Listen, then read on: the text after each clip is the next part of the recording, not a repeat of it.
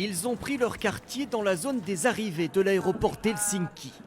Kossi, Mina et Iti, dont le jeu favori est de détecter les passagers atteints du coronavirus.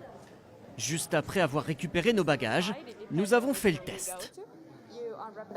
Le chien va renifler votre odeur et vous aurez les résultats tout de suite. Donc restez à l'intérieur.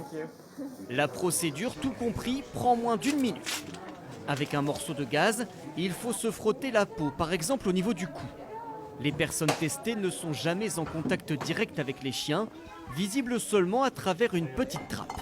Et sans attendre, Le résultat est négatif. voici maintenant comment ça se passe, de l'autre côté. L'éducatrice propose à chaque fois aux chiens plusieurs bocaux, dont celui de la personne testée. La chienne se fige quand c'est positif, comme ça. Et parfois, pour l'entraîner, elle place un tissu frotté par une personne malade.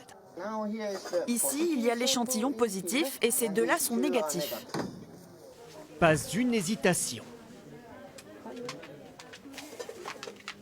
L'odorat chez les chiens est environ 35 fois plus développé que chez les hommes.